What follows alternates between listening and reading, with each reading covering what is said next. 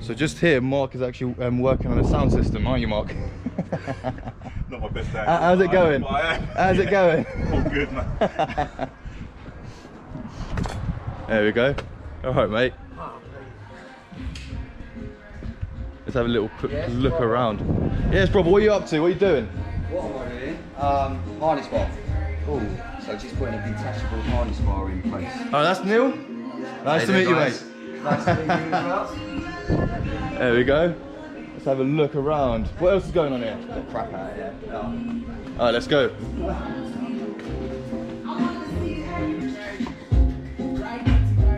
890 brake. 890? 890. No, you're joking, mate. Serious. Let me go and get you the graph.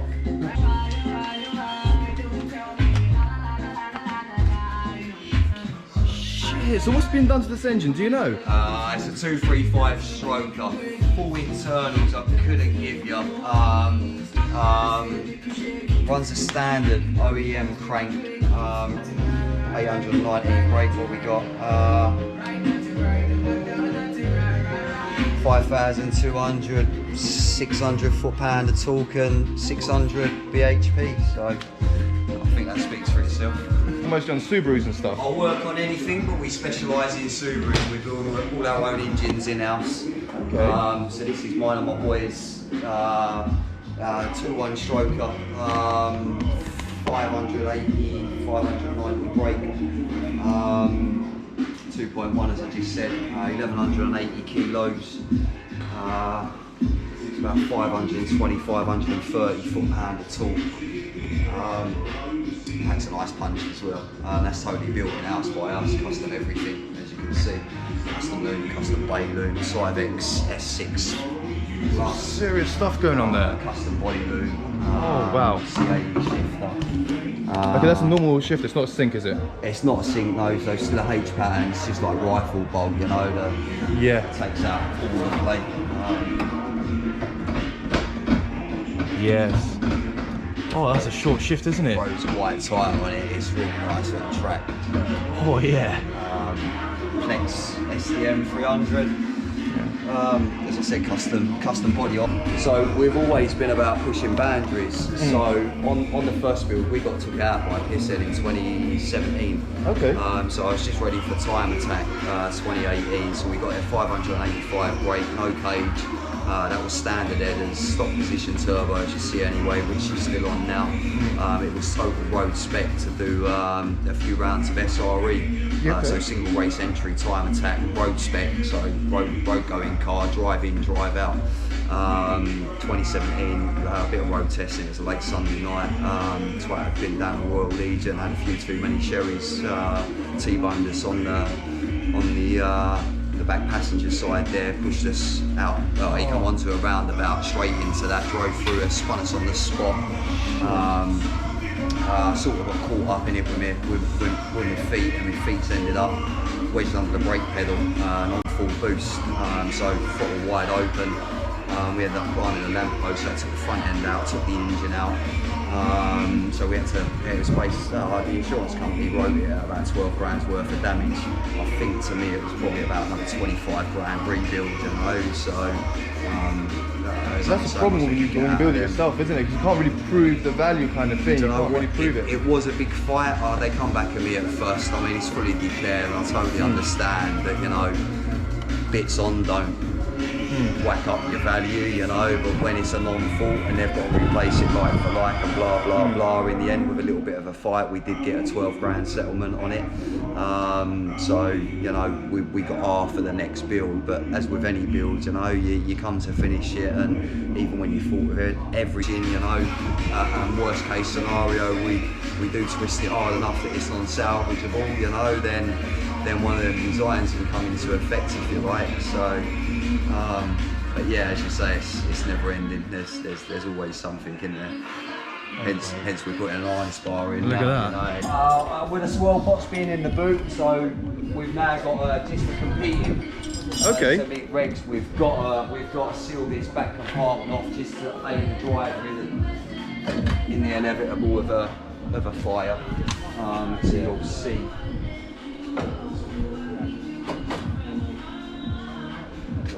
high when we've got pumps up in the boot, 2 litre swirl pot. We don't want that little time bomb. No. Shell anything happening. We run about 5 bar of fuel pressure on full boost as well, so about 3 bar manifold pressure. Boost taken in, 2 bar of boost we run, so it sort of ups it to about 4.5, 5 bar of pressure on full tilt. So just one of them pipe spray. You do not want, yeah, no, you don't want that spraying everywhere. Not the tidiest, you know, pairs bits that can be done, but you know, it's a race car. It's the performance, it's not a show car. It just needs to serve a purpose, and it more than serves its purpose when you end up with GT3s moving out the way and, you know, crack on boy, you know. So I can definitely pilot it, so you know, it's not overpowered and underdriven, put it that way. So yeah, get out, and I want to be like that afterwards because of that, you know. That adrenaline, mate.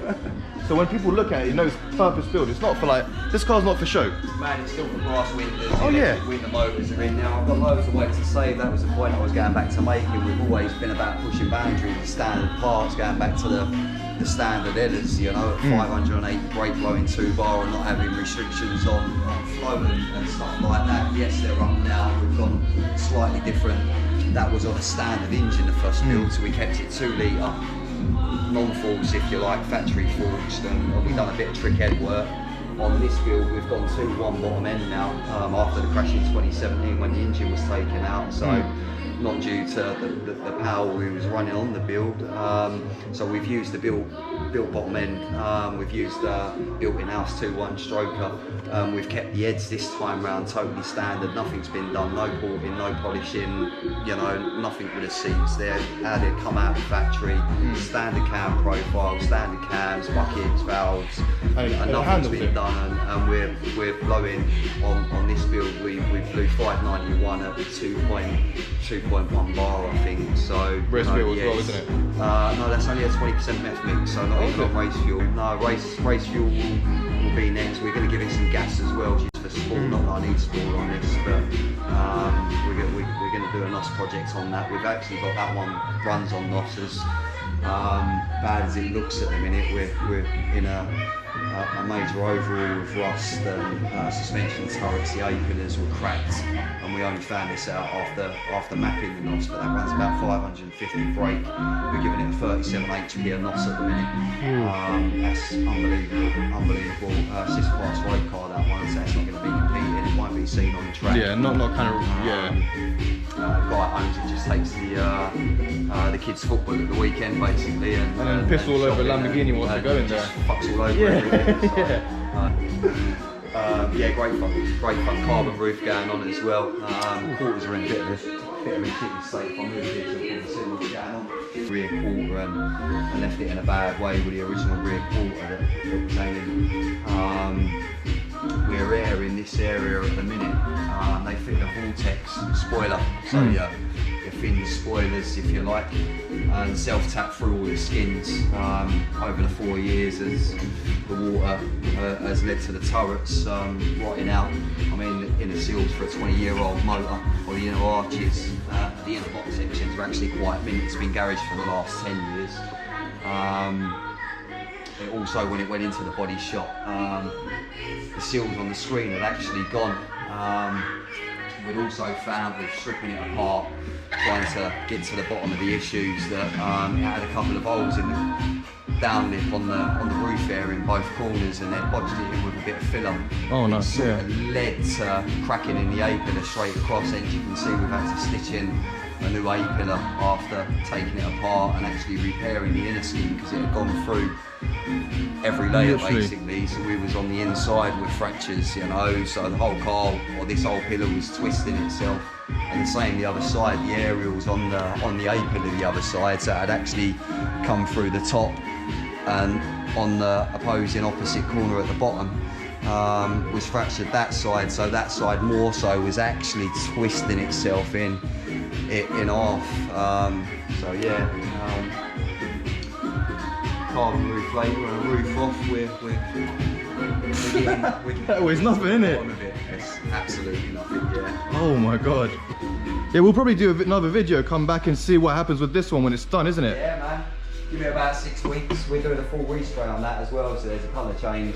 Okay. It's down to P1 blue, but there's a twist in it.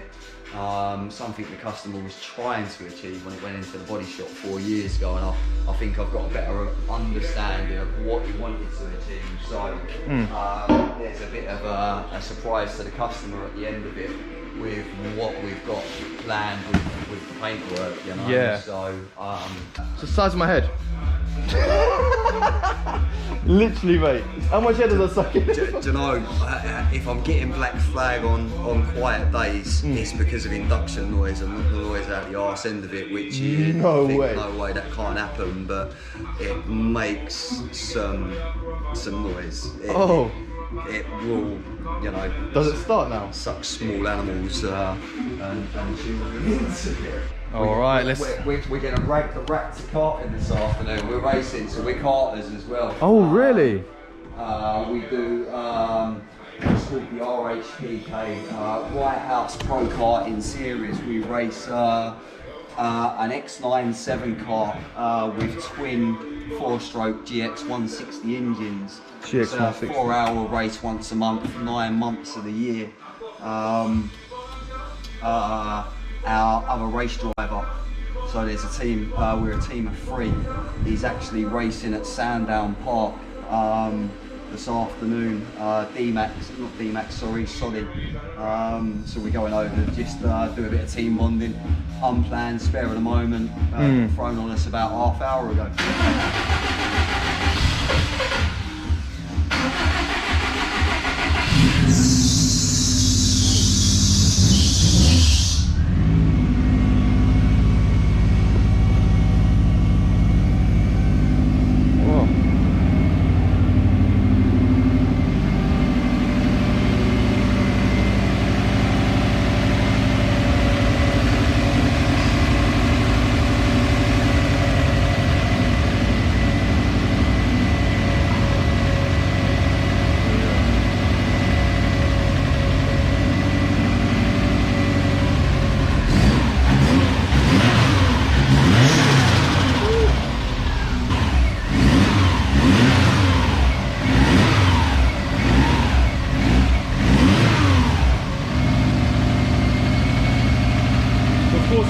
Mega loud because of the restrictions on the racetrack, isn't it?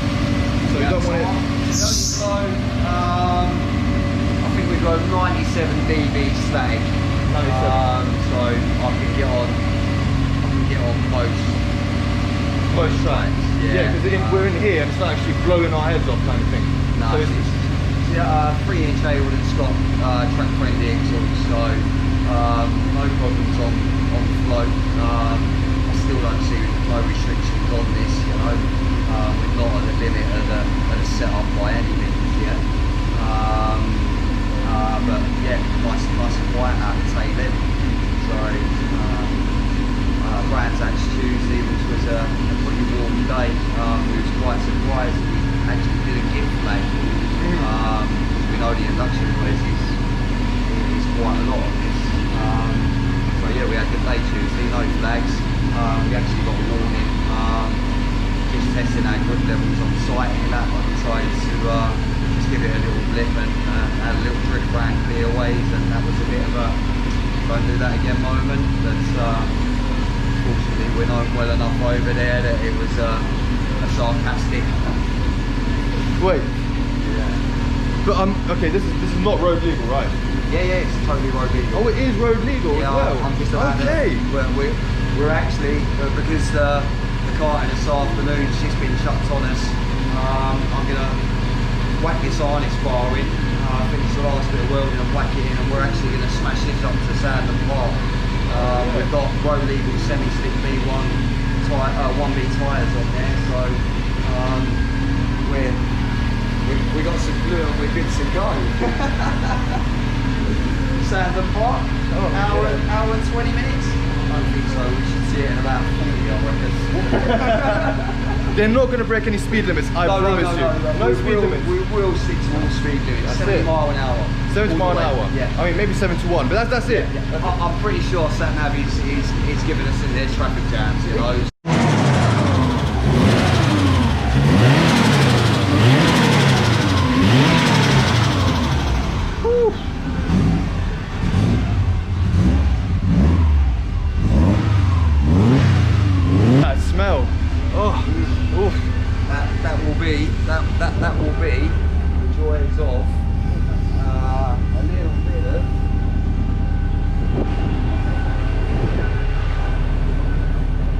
A bit of meth. There we go. Absolutely amazing.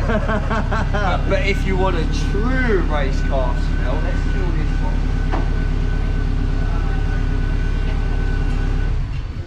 What you need to sample is the smell of this stuff. Now my boy seems to think, and let's see if you agree yourself.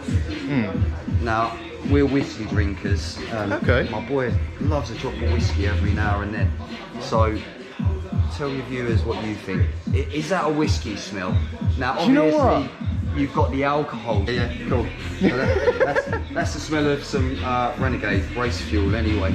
Now, that's Pro E85, so an ethanol and gasoline mixture.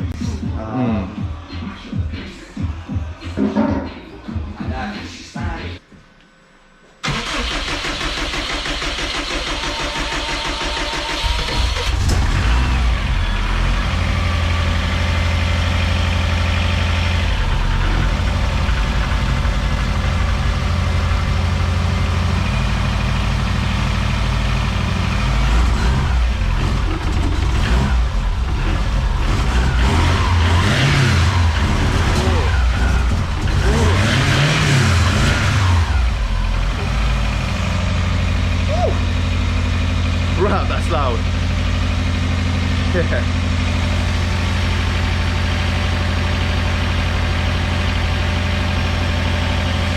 Smell that. Guys, smell that. Oof. That is 100% race fuel, isn't it? Yeah. 100% race fuel. Look at that smell. The smell of that. You know, you can.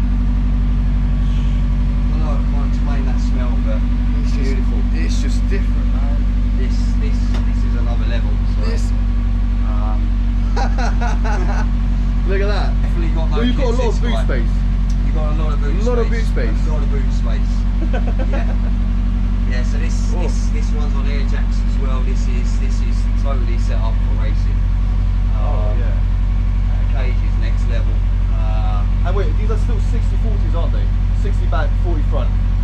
Yeah, standard. So you get the rear end movement kind of thing. Indeed, yeah. Must be light at the back. We don't run any DCCD on any of ours. We've not got controllable dips. We run the standard setup, if you like. They're not quite a 60/40, are they? They're I think it's slightly different, but they're not 50/50 either. So these are great fun. Absolutely great fun. And this just dominates everything. It really does. It's next level. Absolutely next level. That's a serious car though. You can just smell it here. It's just everything's just there, isn't it? The gas coming out of the exhaust, you know, it's Ridiculous. yeah. Bonkers, mate. Bonkers. Totally bonkers. You want to meet the owner? Yeah, the owner's totally bonkers. So he's got a little 205 GTI as well. Oh, cool. MI16 track spec, and you Into know, them Peugeots as well. Yeah. Absolutely on throttle bodies as well. Okay. That's totally bonkers. Obviously, you've not got that air. I'd love to show you. They're that light, as aren't well, they, though? 'cause they're amazing. They are. It's an amazing car, and him in the wheel of that. It just shows you don't actually need power. You know, I mean, you talk power sometimes, and you know people misunderstand, and they think the power. You know, we need more power. You know, big numbers. think you traction. know, and big numbers don't work if you can't roll fast enough anyway. Yeah, you only need to up the numbers when you run out of rolling speed. You know, not that you know haven't got the talent to get round the corner and the power's going to power you down the straight sort of thing. 100%. So. Okay, so last quick question. Go on. If a viewer wants to build a car around 500 horsepower, not something crazy, but something Yeah. that's good enough for the track, Yeah. how much do you think it will roughly cost? Depending on what we choose as a base, but let's just use a Subaru for example, and we're going to take a bit of safety into it. I mean, somewhere at this level, probably 40-50 grand. 40-50 grand. Easily. That's not little money, is it? Yeah, we're not little money. If we just wanted to turn a road car into a good track car with some safety features, you Just know, a few coilovers, take the seats out kind of thing. Let's say 10-15 grand. 10-15 you know. grand. So we're saying anywhere between 10 to 50 grand for a car they're going to upgrade, but towards the 50 grand if you want something serious. Serious, or if you want something next level, we can lose buckets. There's a small twin story, probably under the engine bay there, you know, with a dry sump kit, 6 grand. Oh, Yeah, you know, air jack kit with 4 grand. oh You know, no. so we just start rolling off numbers, you know. Cosworth Inlet, there's another £1,000, you know, this ka-ching, ka-ching, ka-ching. And there's all the you know. work as well to be put in, you know. Let's talk, you know, custom loom with bulkhead connectors, one piece, rally style, you know, pop. Oh, there's just money after money, you know, it's where do you want to stop? Yeah. I can lose you 30 grand in an engine you really want to. I can lose you 50 grand in an engine you really want to, you know. You know. Subaru's never been reliable, are they? No. You know, I suppose again that's, you know, yeah, they're reliable with the right maintenance. If you want to get in it and drive it like a twat 24/7 and not give it the love that it needs, you know, and think, well, it was built to rally, it's going to rally all this life, then sorry, my friend, the wake-up call is going to be, it's going to turn around and say, now open your wallet, you know, like if you know what you've built and you know the maintenance schedule said build needs, it's going to last, you know, it's going to be right. So with that, beat this up, the engine was built in 2016, we're in 2020 now, so it's had 4 years of abuse. It's had 289 dyno pulls. This engine was built well ahead of the crash in 2017. This was actually in a customer's car that we then brought in after the crash. So we previously built this engine and it was running and dynoed and whatnot anyway. So you know, then 289 dyno pulls is probably a hell of a lot more. It's had hours of abuse on track. You know, it's maintained. Yeah. There you go, that's why it hasn't failed me, you know. So You've got to give it love to get love. there you go, you know. Got to spend money to make money. That's the thing. Thank you very much for today, mate. Guys, please do not forget to check out Subaru Repairs Essex. Give them a quick shout if you need any kind of work done on a Subaru or any kind of mods or anything like that. Please let them know.